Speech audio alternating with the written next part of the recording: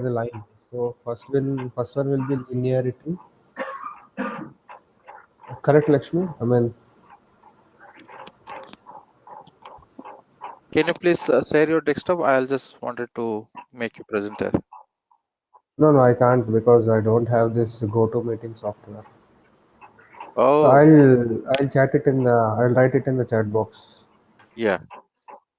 So first one will be linearity, Mm, and the next one will be independence. Independent. I mean the errors, right? I mean mhm. independence of the errors. Like the errors should be independent, Okay. and then the normality of the errors. Mhm. Normality, and then we have this. I think the last one will be something around existence, or I don't know because I have read this in the book. I mean the business statistics book. Mhm. There they have described all these 4 points as the line. I mean to remember that linearity, independence of the errors, normality of the errors. Mm, Mm. Uh, There should not be any relation in between errors, and mhm. the errors should follow normal distributions. yeah, this one. Equal, This is yeah, the one equal we have, variance. Yeah, this one only. right? So you guys are clear about these assumptions. You understood how the linear regression works, Yeah. right? Okay. But So then, Lakshmi, I have mm, one doubt. mm. Uh, in our how we for to satisfy these assumptions, we have to manipulate all the errors, and also how to do it Why? actually. No, why should you manipulate the errors? You should not. Okay. So it is very clear, right? First, you have to see whether the data set is linear or not. Data set is not linear means you cannot apply linear equation. See, you are writing y is equal to mx plus c, okay, Yeah. or y is equal to beta 0 plus beta 1 x. It means that x and y are related linearly. Now plot this x and y we have plotted here, right? Against cells I plotted with price. Now I am saying sales is equal to beta 0 plus beta 1 price. Now if you see the pattern, if it doesn't look like a linear, it means that I'm trying to wrongly interpret the relationship as linear, where the relationship is actually not linear. Okay. Got it or not? You Yeah. understood? Karthik, Uh, Aril, you understood or not? Yeah, Lakshmi. Yeah, Lakshmi. Right. Yeah. So if it is not linear, definitely you cannot put them in linear, right? Now, what should I do? Let's say how I can build it to linear. Okay. Yeah, this is what not I have not told because I wanted you guys to do it and then come back. Anyways, so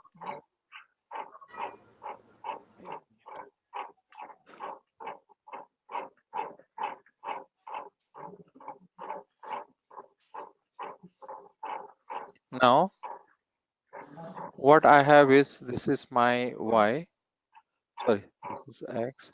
This is y. Now I am saying my equation is y is equal to mx plus c, or y is equal to beta 0 plus beta 1 x. So your y should look like this, but in maybe may not be like exactly a straight line, but you should have data, whatever the data points you got should be something like that, right? Isn't it? Now suppose you got the relationship between y and x, something like this.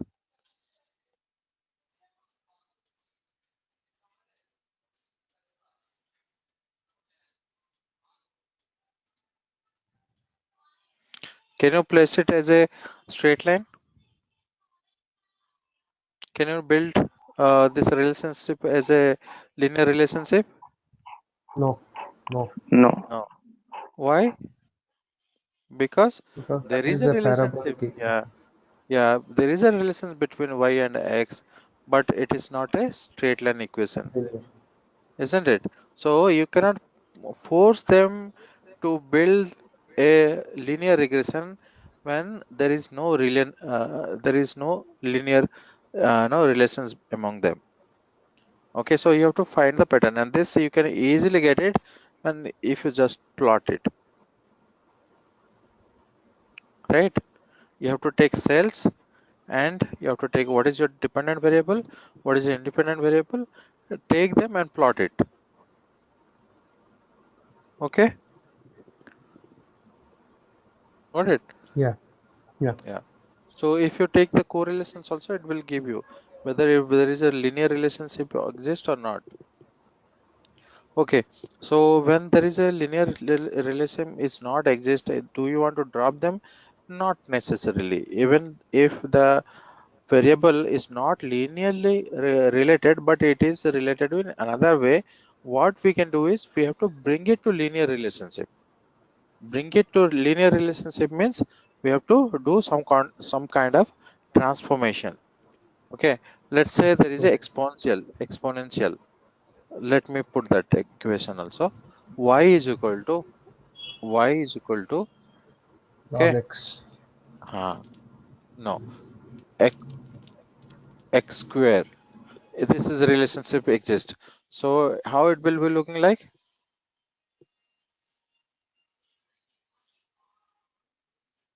Hmm. Yeah, this one which you have already drawn almost looks like that. So the relationship will be looking like this,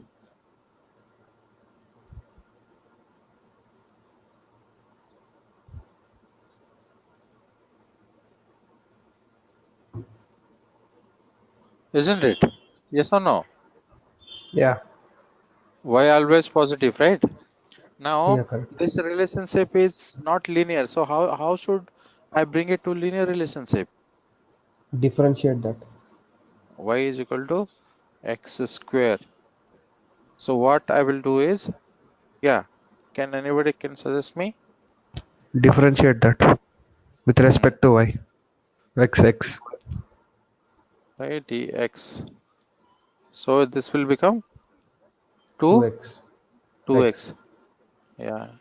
So dy by dx is equal to 2x. Okay. Now similarly, there is another way. What is that? There is another log x. Suppose y is equal to e to the power x. Then to bring it to a linear equation, you have to make log y is equal to, yeah, X. x. Log y is equal to x. So now log y x is linearly related, and dy by dx is linearly related to x. So you have to take, instead of y is equal to mx plus c, you have to say, you have to take Y is here equal. uh, log y, and here dy by dx. Okay, now dy by dx is linearly related to 2x. Log of y is linearly related to x. Okay, so that's how you have to transform the variable and use it. Okay, so now how you are going to handle them, these variables? Okay, anyway, in this point what I have given is, I have given all are linearly related, there is no curvy nature. So you complete this one first. Once you have done that, we will come back and say and talk about how we are going to handle when there is one variable even though that is a very important and critical variable, but it is not linearly related to your response variable, how we are going to handle it. Okay, this is one thing you pointed out.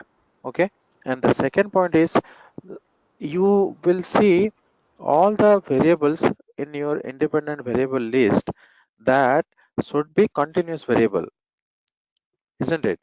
But if there is a variable which is categorical in nature, what should you do? What we need to do with the categorical variables? Convert them to factors. Convert them to factors. Okay, and just keep them in factors, or we need to do anything else? To numerical as well. Okay, like factors anyway, they become ultimately numeric, right, down the line. Okay. Yeah, just you can make them as a factor. So yes, so when you find some variables are like categorical in nature, and there is no periodic growth in them, then convert them to factors and feed it to linear regression model, and it will take care of it. Okay, so it is all about presence and absence. Let's say, what is presence and absence? What I'm going to tell you is, I'm going to tell you how to handle a binary factorial variable. Okay, and then you can take the same way of concept to multi-factor variable. So let's say I have something y is equal to mx plus c. Now x is factor.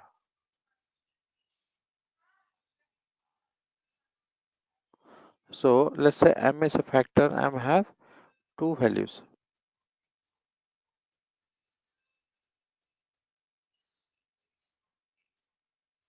plus 1, minus 1.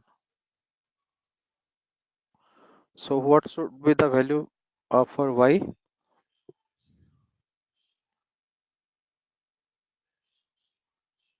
Let's say 0 and 1 only. X values 0 and 1. When it is 0, y value will become c. Okay, when it's 1, it will become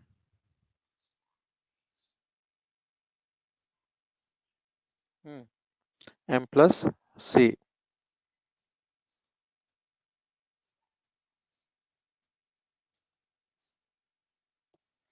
Okay, so your y value will be switching between two values. Okay, it's only the presence and absence of the categorical value. It is not a linear growth, right? Similarly, if your x is something 7 categories, so for each category, what is the unit change happens in y? Okay, whether it is present or not present. That's it. With present and without present, there is a lift and shift happens here,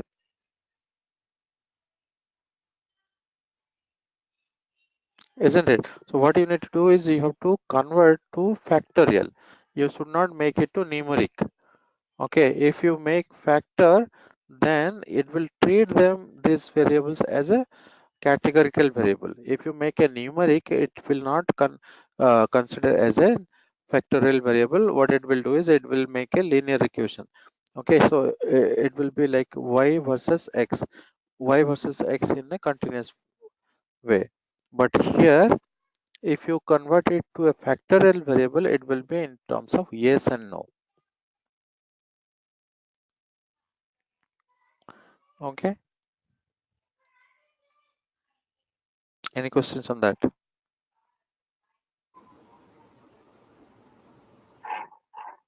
No, Lakshmi. This factor variable is clear. So Yeah. I'll give you another. I'll give you another. I mean, blog. You need to go and study it, and then come back and tell me how we are going to handle factor variable. There is something called dummy variable. Okay, dummy variable. I will interest. I will introduce you some point. Okay, so this categorical variable will be converted to dummy variables internally, and these dummy variables will be used to handle all your factorial data set. Okay, so what exactly it is doing is, now let's say you have 6 factors. How many factors? 6 factors. Okay, so here what we have factors in this in this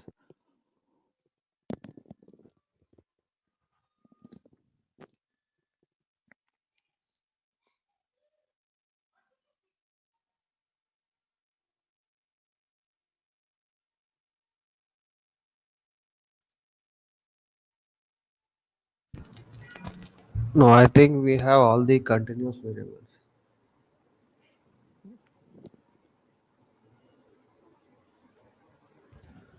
Yeah, but there is one variable Lakshmi which I have excluded while reading it. That is the state. Oh, I mean, see this, you have removed that. The state is a yeah, yeah, categorical variable, and yeah. what we are trying to say is, if the state changes, okay, from one state to another change, so what is the cigarette consumption change happens, right? So Yeah. because of the weather condition, because of the lifestyle in a particular state, the consumption could be higher. Okay, Mm-hmm. because of the Correct, correct. demographic change, black, white, because of the income change, okay, because of the female change and the demographic change, state also the consumption of cigarette may grow up or down. Okay, Yeah. you have to maintain that. Okay, how these categorical variables are, you got states, isn't it? So all will become a fact factors. Okay, factors are nothing but it will be one and zeros. Let's say, let me, okay, y is equal to, okay, beta 0, okay, beta 1, x1, okay, beta 2, x2 plus beta 3, x3 plus blah blah blah. Okay, now you got three variables: continuous variable,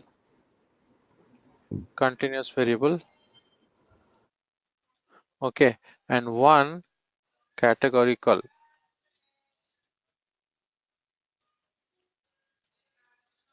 One second.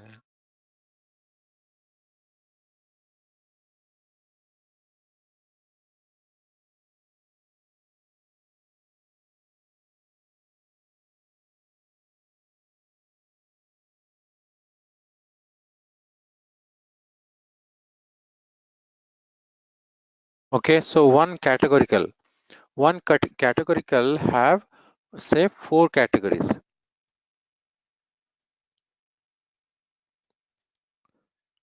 Okay, 4 categories means, say, state 1,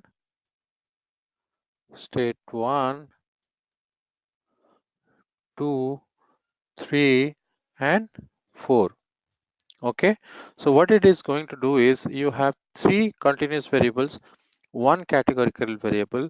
When you make a factor, this will be numerical, okay, and this categorical you make it as factor, isn't it? X factor. What internally happens is, it creates 3 plus 4, 4 minus 1 actually, 3 plus 4 minus 1, your variables. 3, say, let's say these are x1, x2, 3, x3, x1, x2, okay, x3, okay. Now categorical, suppose you got two variables, then it becomes if you got n categories, it will make n minus 1 factors. Okay, so I got 4 categories, it will make uh, xf1, xf2, okay, xf3. So 1, 2, 3, 4. Okay, now let's see, if I put 0 here, 0 here, 0 here, how many categories I have? 4 categories, isn't it? So if all are 0, it means my first category is chosen. Okay, now if I make 0 here, 0 here, 1 here, okay, which category is selected? This one is selected. Okay, now I make 0 here, 1 here, 0 here, 3 is selected. Okay, I make 1 here, 0 here, 0 here, so 4th is selected. See, by taking 3 variables, I can represent the presence of all these categories, isn't it? Is it clear or not? Yeah, Lakshmi, I understood it. So actually, Yeah, all zeros will be the first category, right? All zeros. all, no, no, there will be not always present, right? So you Okay. made in a column, you each row belongs to any specific category. Correct. Yeah. Sorry. Now, now is it clear? Hmm. Yeah, Lakshmi. Yeah. So what you need is, if you have four categories, then you have to make 4 minus 1 dummy variables. Okay, these are all dummy. Okay, this is Okay. dummy variable 1, dummy variable 2, and dummy variable 3. Now you don't need to create the data set. If you declare as a factor, what R is going to do is, R is itself will create the dummy variables for you. Okay, that's Okay. why you have to declare it as factor variable. So here the state, suppose, as factor. Okay, do this, it will create automatically the dummy variables attached to your data frame, and then you can build your model. Okay, so how many dummy variables are created? Always n 3. minus 1.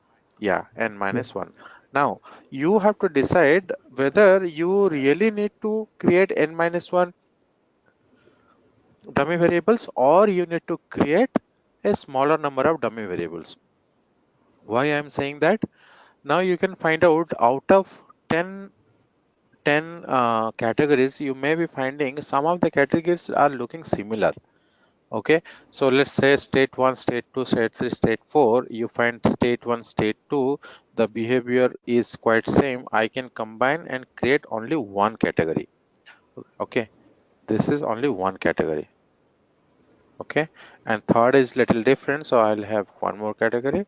Fourth is different, I have one more category. So what I have created is 2, 1 and 2 I combined, 3 and 4th I kept it as it is. So now it becomes 3 categories. So you can merge these categories, and also you can build your model. So what you have done, you maintain numerical variables, you converted your categorical variables to factors, and you see whether you can merge some of the categories or not. If there is a scope of merging, you can merge them and build your final data set, and then apply the regression model. Okay, so this is how we deal with categorical variables in the industry. Okay, apart from that, what we have spoken about. Okay, clear? Yeah, Lakshmi. Okay, so yeah, one thing is, if the data is not linear, you have to do a transformation. Okay, the second thing is, if the categorical variables are there, you have to deal with them with the factor. Then third is, if the data have any outliers, then you have to to the outlier treatment. Okay, if you don't take the outliers treatment, sometimes what happen, what is the impact of outlier?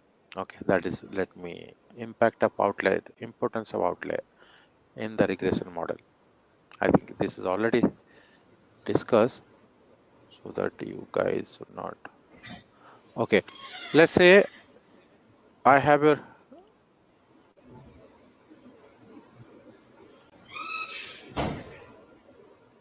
there is an outlier here. Okay, what is the best fit line says? Best fit line says it tries to minimize the mean square error, isn't it? And this mean Yeah. square error is contributed from each data point, isn't it? True or not? Yeah, correct. Now, if I, so you see this, most of the points are in a Straight. straight line, but some of the points are dragged into it. Okay, some of the points are dragged into.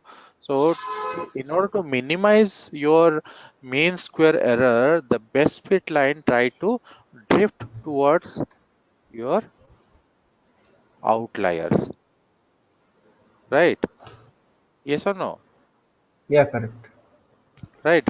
So if I remove these outliers, your best fit line will try to minimize the error also. So if you minimize the error, then you will be finding more explainable content in your R square value. What is that R square is telling? R square is telling the amount of variation in your dependent variable explained by your independent variables is nothing but the R square, right? So R square value will be improved if you remove the outliers. Okay, removing outlier, again you have to investigate and say whether these outliers which you have removed, actually they are not making sense. So that is where you also need to ensure that you don't do something randomly. Correct? Now, so is it clear here now? Yeah, Lakshmi. Okay, Yeah, so there is, yeah, good. So there is one more concept I am going to explain you, is called the error, heteroscedasticity and homoscedasticity. Okay, that is one of the most important part, because so you have built the model, but there is something is the errors are growing. Now let's say you build a model. Okay, so once you build a model, what you need, you will be finding the errors, right? So when you predict, errors in each data point should be normally distributed, or the error which is generated on your data set should be normal in distribution. Okay, it should be normal distribution. If it is other than normal distribution, then it is a issue, because the model is not properly fitting into the data set. So let's talk about another concept, heteroscedasticity, because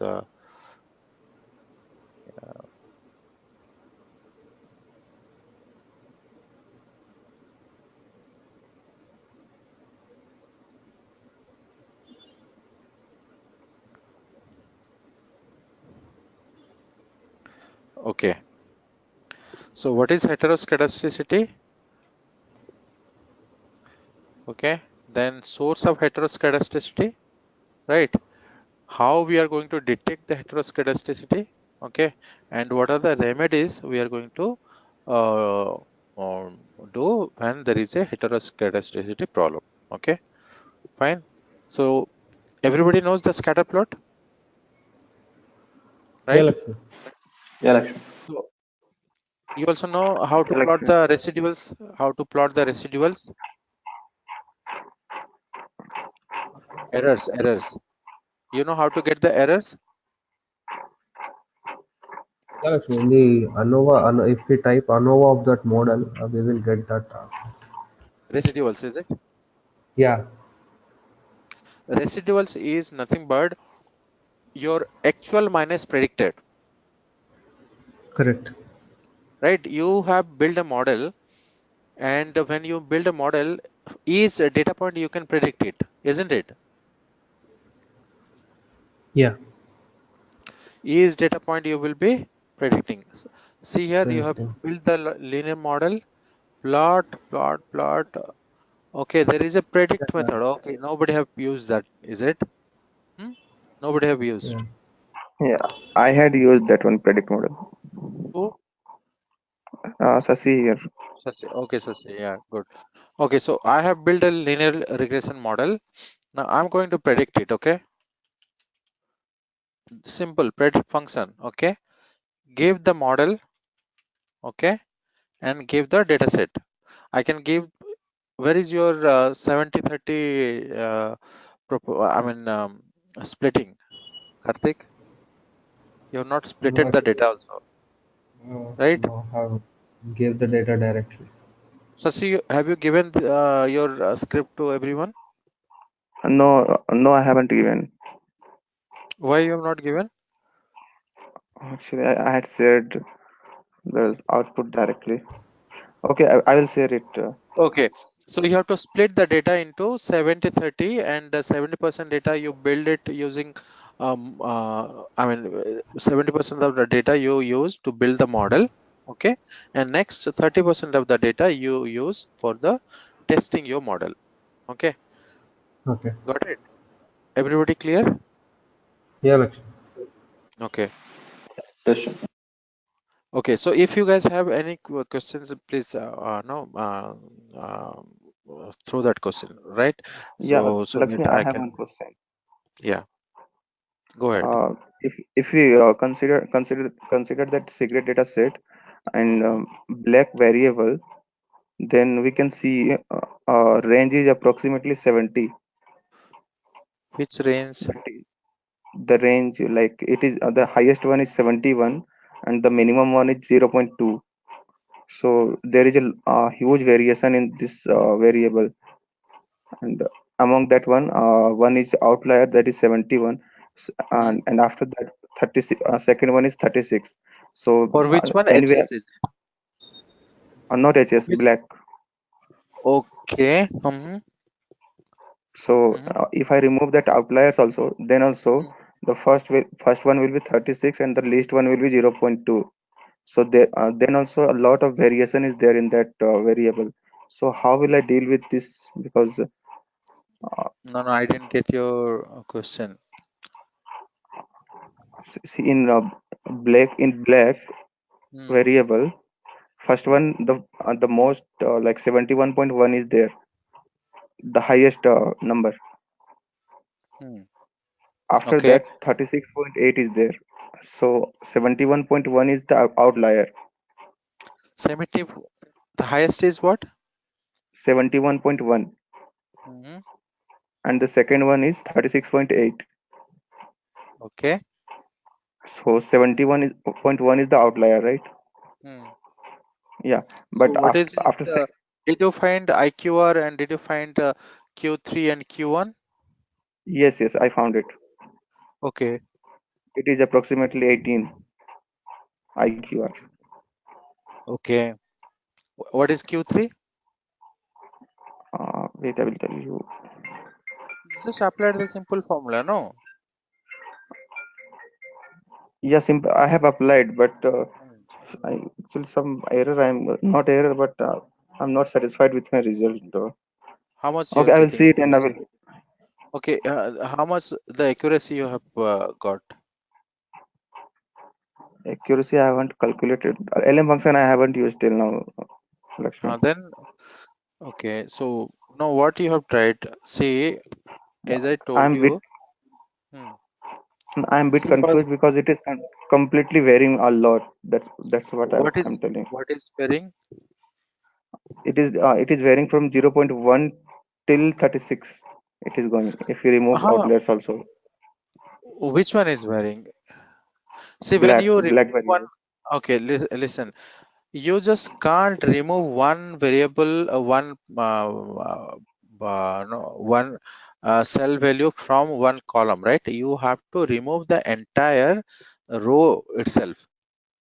Okay, now the outliers, see, as I told you, you can't remove outlier just like that. Okay, you find the outlier is actually out of context. It is not as per the guidelines of dataset, then you can think about removing it. Say outliers could be something like junk values, it could be manual errors, okay, it could be some extreme, some something which is never expected, okay, those things you can remove out, okay. Also you justify why you have removed, so all your justifications will be reviewed, okay, why you have removed.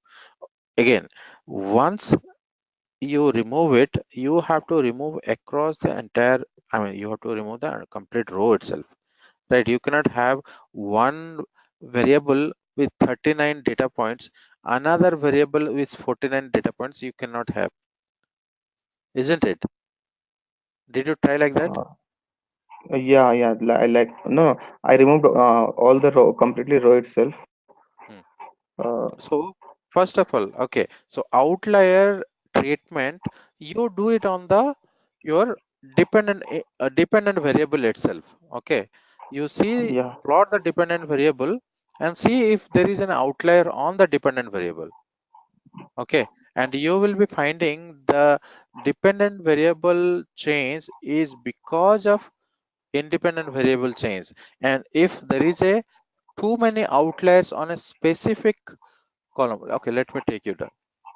So we know, right, y is equal to beta 1 plus beta 2 x 1 plus beta 3 x 3. Now too much variation on x1 and x2 will bring y also high, yes or no? yes, Too yeah, much Lakshman. variation in x1 and x2 will bring y also very high or low. Now if Yes, you capture the outliers on y, it means indirectly it is going to capture the outliers in x1, x2, x3, blah blah blah. True or not? yeah, yes, So yeah, so if you remove that uh, y row which have now outliers. Yes, yes, outlier, it will ultimately remove the outliers in your x and x2, x3, all these things also. Okay, try to yeah, take actions on y, not on x1, x2. Okay, yeah. I got got it. it? Yeah, Yeah, yeah, this is good. Okay, so there is another function is there. I'll tell you, but first you understand the concepts. Understanding any module, I mean model or applying it is not big deal. What you need to do is you have to build the fundamentals. Okay, so yes, so everybody clear on that? Yeah, Lakshmi. How to treat outliers and the importance of outlier treatment? Yeah, yeah. Okay, fine. So let's go to revisiting. We were here, right? Residuals. Okay, so residuals is nothing but here you build a linear regression model, and I'm going to do a prediction on sig data. Okay, just do this. Okay, it have predicted. You see, guys, I mean, it have predicted for each variable. Okay, now what I'm going to do is uh, create a data frame.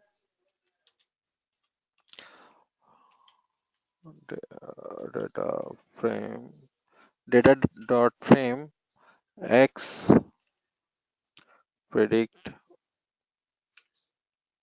Okay, now you take the predict value and your sig data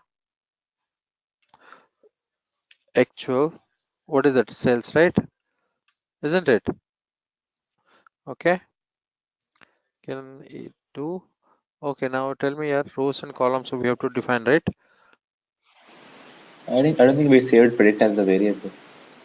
Mhm. Sorry, data from definitions. Row name.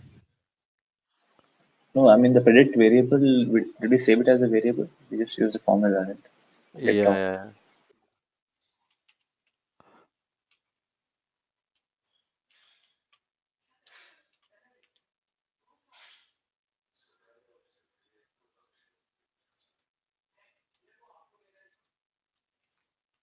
Hmm.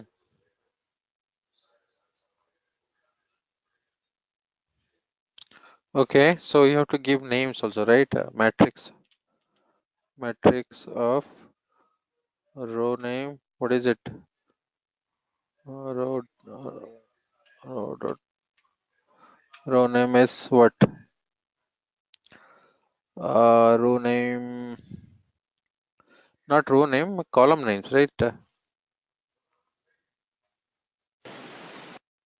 Where is that example? I don't.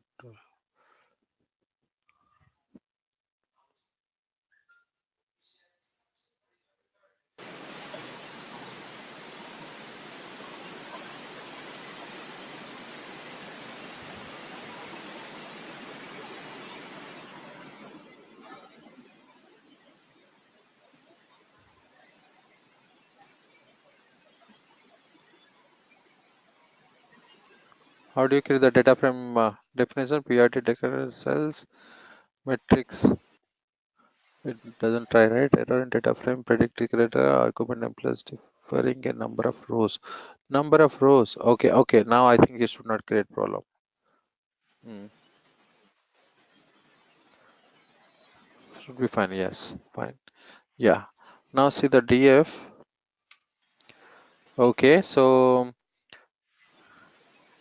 Okay, so what I'm going to do is DF residuals, right? DF residuals. What will be DF residual? It will be DF, okay, my cigarette cells actuals Actual minus, minus right, predicted. yes, your predicted. Okay, so I got my residuals also. Now see this DF residuals. Now view or DF, right? Okay, I got it.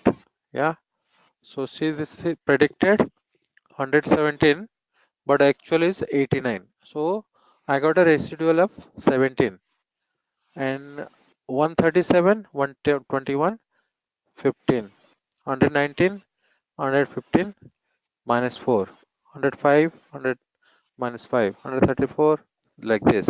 What I'm going to do is I'm going to do the um, hmm, histogram of DF, okay, residual. Okay, now see this. What it is saying is your residual should not be having any other form. It should be normally distributed. Should look like a normal distribution. Okay, okay. And what you need to do is plot df dot residual. Okay, yeah, yeah. Plot df. I think it is DF dollar. Okay, so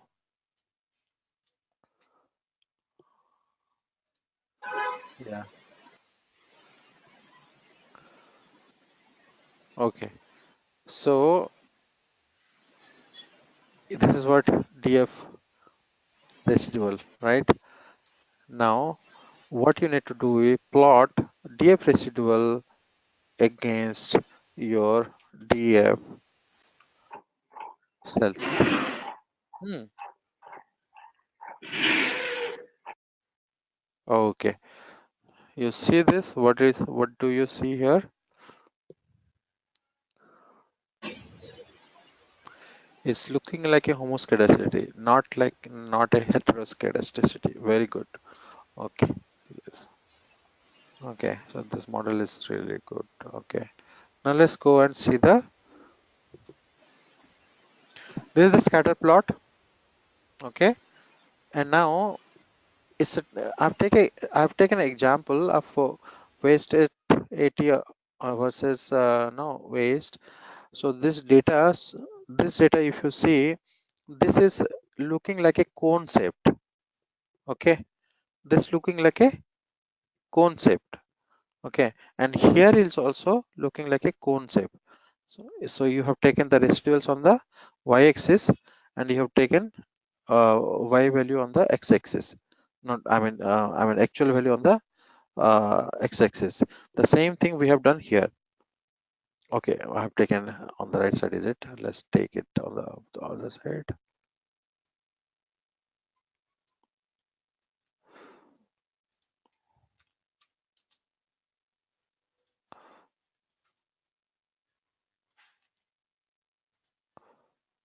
Okay, the same thing. It will become same thing. Okay. Okay. So now let's understand what is this it is talking about. Yeah, this is very interesting thing. Okay. So plot of square residual against independent. Oh, I think what I did, I have not squared, is it? Let's square it. Square it. Yeah. Square residuals. Okay. Model predict df residual. Okay.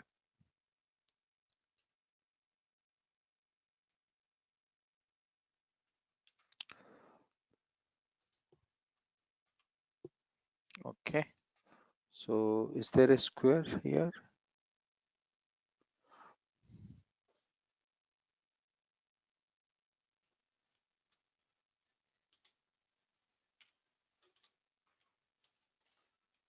Yes. Square it. Okay. Fine. And then plot it. Okay. Great. Again.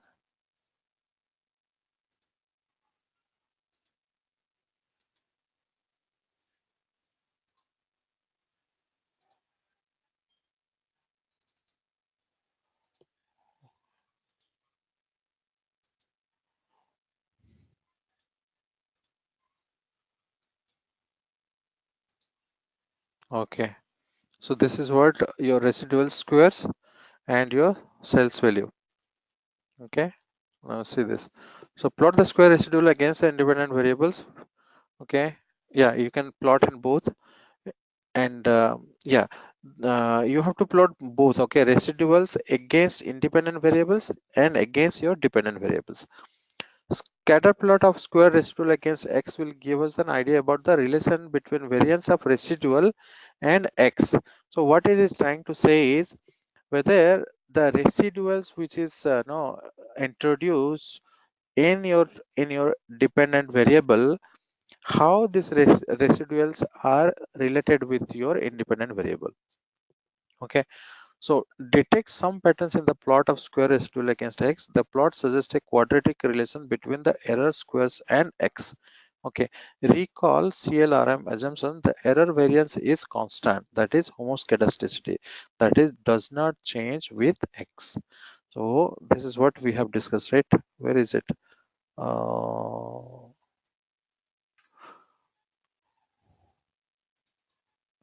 Yeah,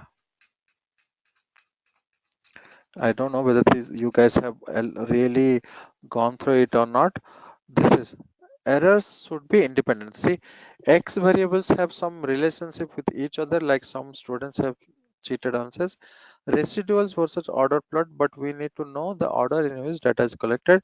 If E1 are not independent, then estimated standard errors will not tend to underestimate the true standard error.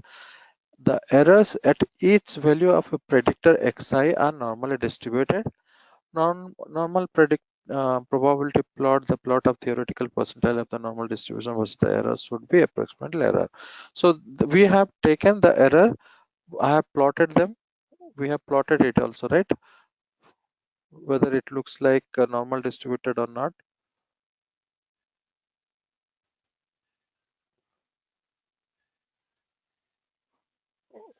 Histo. Hist.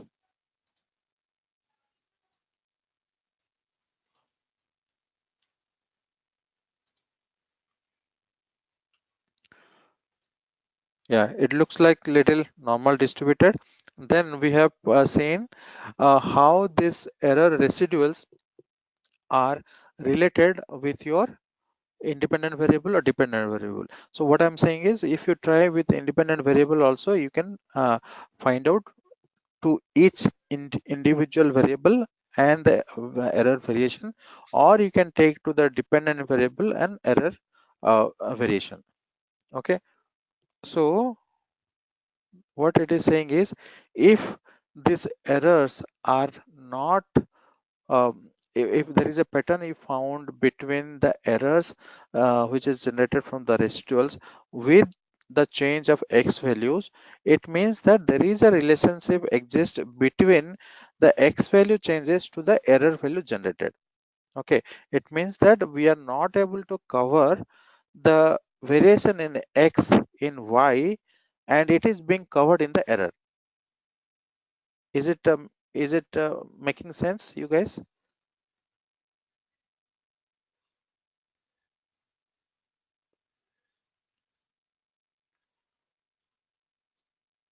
Can you repeat that question once?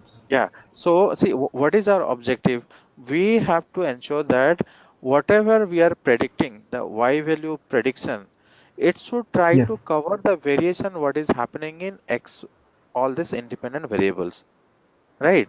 correct, correct. That's where the r value will be increasing, and you will find, and you will be saying, okay, my y is covering most of the variations in x, Okay, so right? the greater the R square value, the more the coverage we have. Exactly. Now, Okay, if yeah, so if your r square is small, it means that the variation in all your independent variables are not able to capture in your predicted variable, okay, right? So where it is going? It is going towards the error. So what is error? yeah, Error is nothing but my residuals, yeah, right? So the in other in other way, if your error values or residuals brings up some certain relationship with your independent variables, it means that your error values or residuals having more relationship with your independent variables instead of your dependent variable, right? So it means that somewhere your model is not able to capture the variations in your xyz. Okay, you have to go back and tune your model. That's what it is trying to say. So if there is a heteroscedasticity, this is what it is saying, it's a heteroscedasticity problem. When the error variance changes in a systematic pattern with changes in x value, it means that the error value is explaining more about your xyz independent variable rather than your dependent variable explaining your xyz independent variables. You got my point, yeah, right? So this is where the heteroscedasticity comes. So how we can recognize a heteroscedasticity problem is there. Let's see. Okay, it is telling how what is the source of heteroscedasticity. Error variance itself changes with value of x. So variance of error will change when the x value changes. Then error learning model, as number of hours put in typing practice increases, the average number of typing errors will, okay, we'll leave it. As income increases, savings not only increases but the variability in saving also increases. People have more choice with their income than to just save it. Error variance changes with value of x due to some secondary issues. Okay, one thing is the variability, and another one is just additional attributes. Let's say what we need to do here. Omitting variable. Due to omission of some relevant regression which is correlated with the regression in the model, the omitted regression remains in the error part, and hence the error demonstrates the pattern when plotted against x. Okay.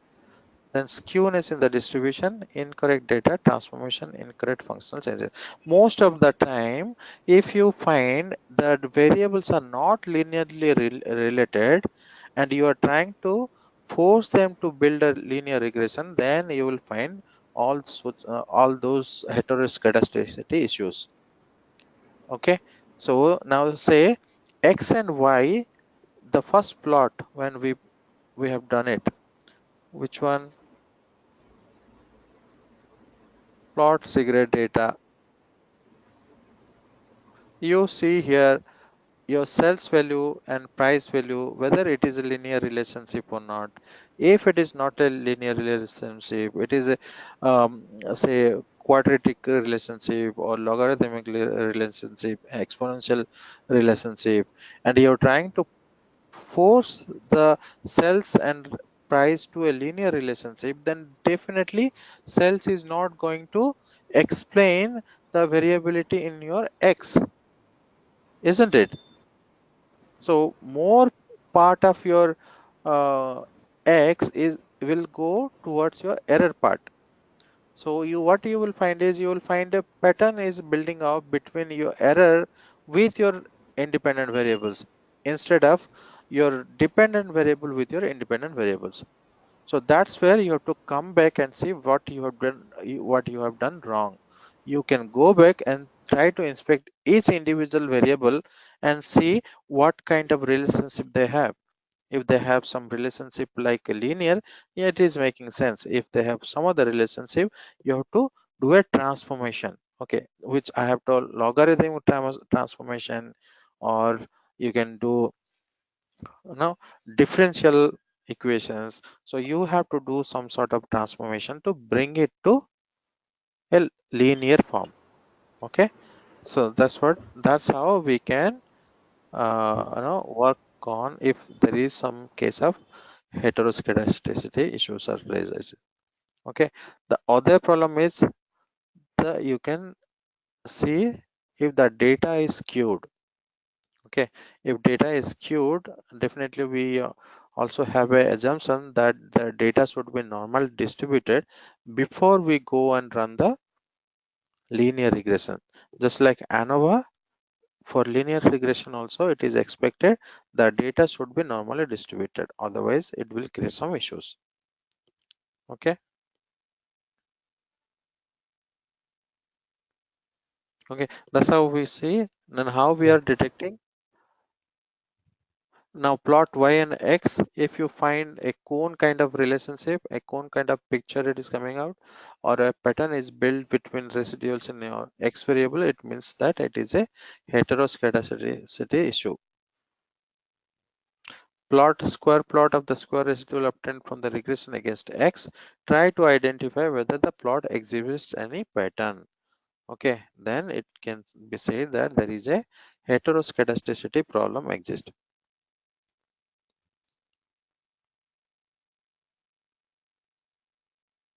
Okay, this is what I did, isn't it? If you have more number of regressors, now you cannot go and try to plot your residual plot against each individual variable. What you can do is you take the square residuals and try to plot it against your predicted y values and see is there any pattern is coming out. Okay, so if that is there, then it means that there is some issues. Okay, how it looks like, you see this homoscedasticity, no issues. Heteroscedasticity, this is the issue. Okay, linear pattern heteroscedasticity, quadratic pattern heteroscedasticity. Okay, you will be finding so and so issues.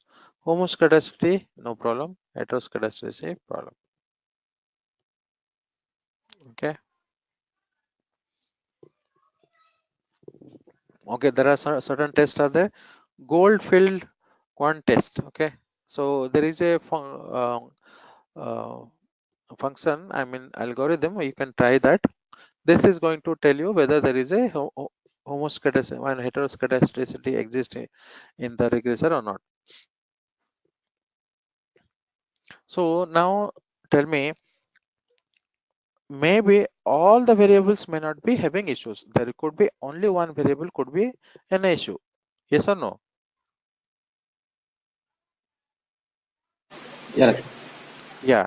So most of the variables are linearly related, but only one variable is not linearly related. It is, say, exponential related, and it is creating issues. And that's why you are finding heteroscedasticity. So what you have to do, you have to pinpoint that variable who is creating problem, right? Yes or no? Now this is what the Goldfield quant test. Okay. Order the observations in the ascending order of the regressor. Omit central C observations where C is specified a priori, and divide the remaining n minus C observation into two groups, n minus C by 2, where n IDs the total number of observations. Fit separate OLS for each group and obtain residual sum of square, blah blah blah. Okay.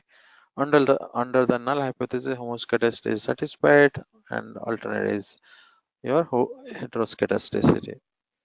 So this is very simple test. Another test, Goldfield quant test. Okay, you take this one.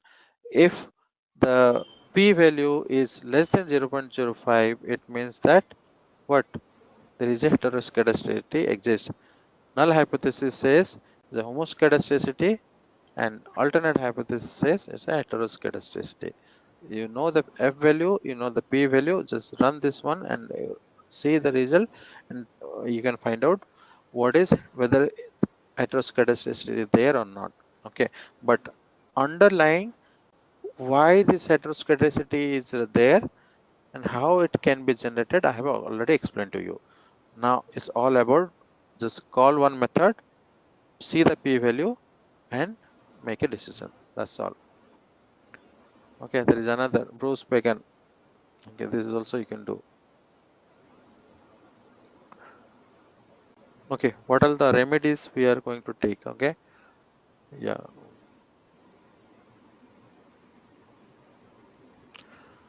What remedies are there? I have told you already. You have to do the transformation. Okay, do the scatter plot.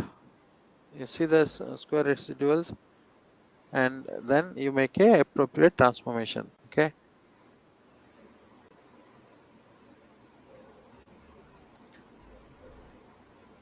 Okay.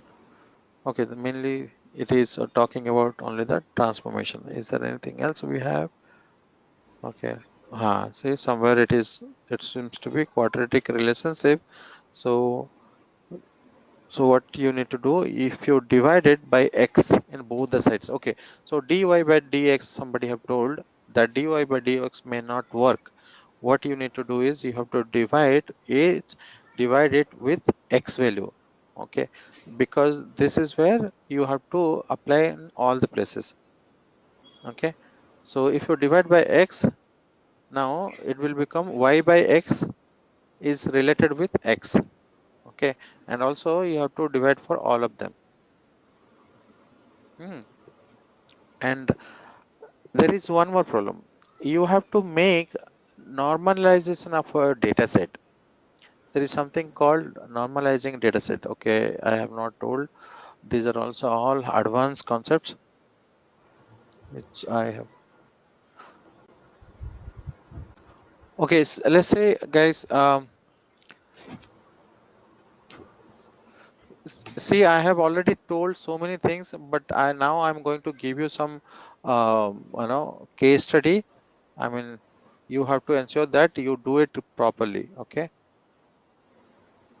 say x1, x2, x3, x4, x5, x6. Now see, the x1 value ranges in terms of 0.1, okay, 0.5, okay, 0.2. So all this value ranges from 0 to 1. Okay, fine. Now here, this value ranges from,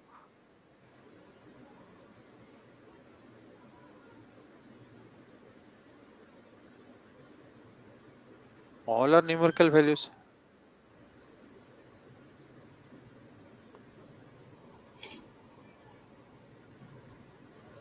and x3 is something very big.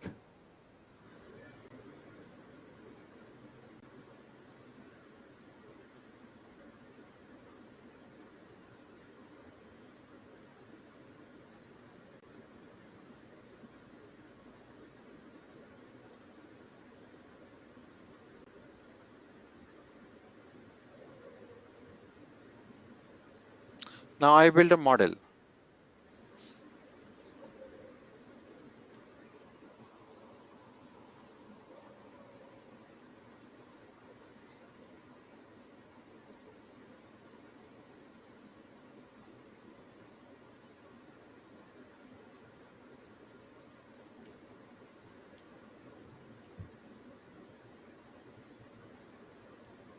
Now see, y is equal to beta 0 plus beta 1 x1 plus beta 2 x2 plus beta 3 x3.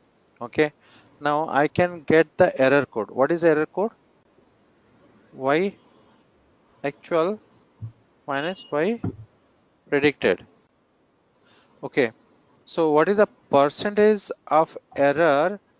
Okay. Now the lesser difference is something like 500. Now this error is a unitless. Okay. Now errors is 500 units. Out of 500 unit, okay, if this x1, okay, actual is 0.1, okay, no, not actual, I mean towards your error, the magnitude of error, what is the contribution or what is the influence of x value, what is the influence of x2 value, and what is the influence of x3 value? Who have the larger x influence towards the error value?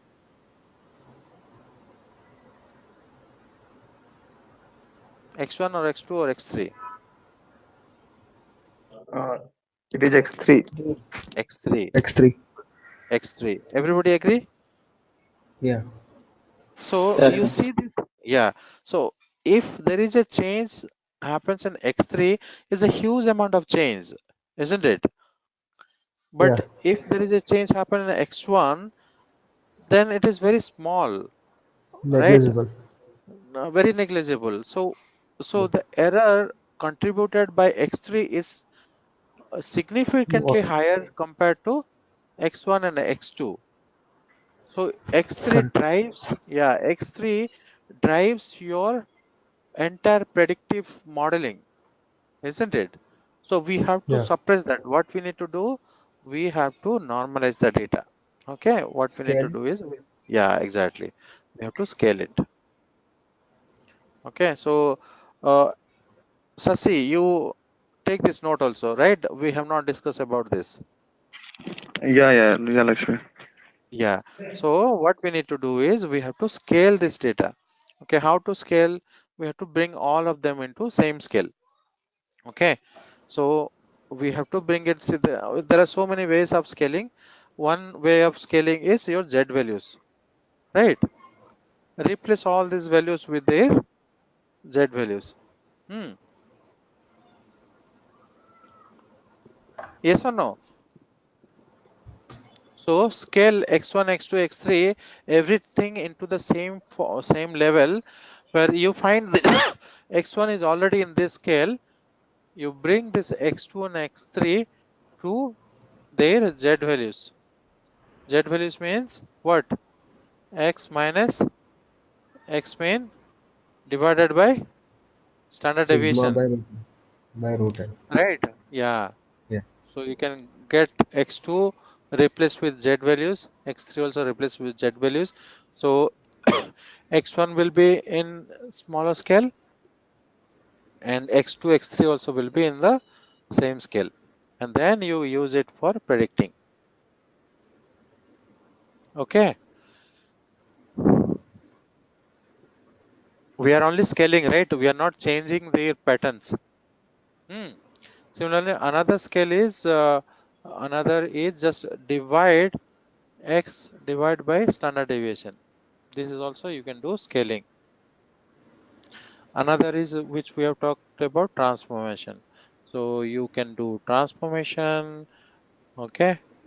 You can do scaling, okay? And prepare your data to build your model. You see this, the secret which initially which was giving you only 20% of prediction, you will be finding it will reach out to more than 70% of predictive prediction. Okay, right? So yeah, this is what it is telling. So you can do the transformation, you can do the scalings. Okay, you remove the outliers. and you see whether there is multi-coordinate problem exists. After doing all those sort of things, you then take your final data set and build your model.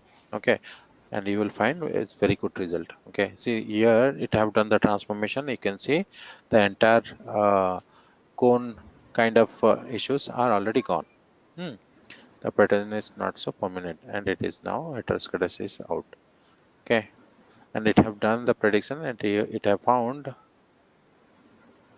adjusted R square moved to 55.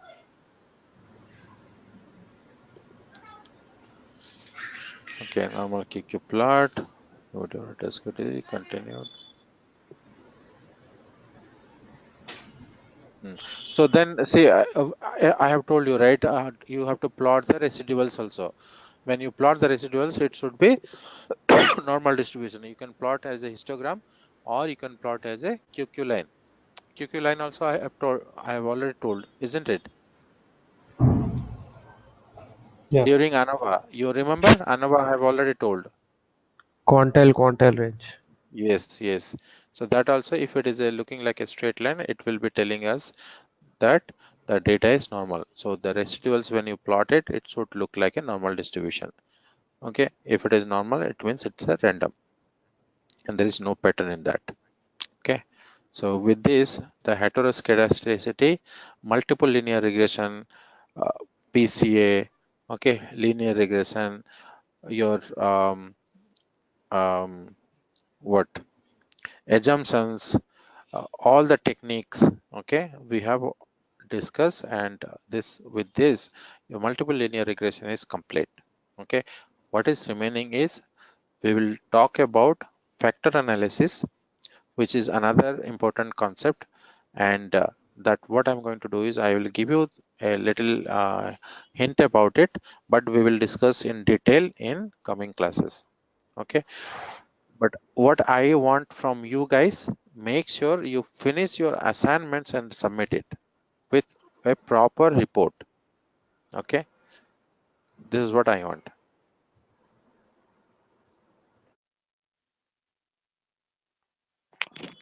Yes, sure, Yeah, Lakshmi.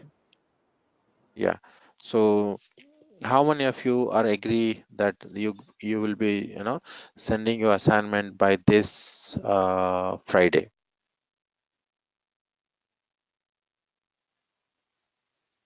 I will yeah, send it it, will be Lakshmi. fine. Yeah, I will also send. Okay, so Sunil is a silent observer, is it? Sunil, okay. Lakshmi, I would have to drop off now. Yes. Okay, yeah, not a problem. Yeah, that's what we are going to end the class, because Okay. I understood that you are planning to leave, so that's why I have not taken the factor analysis. Instead of that, I have taken the assignments and heteroscedasticity problem.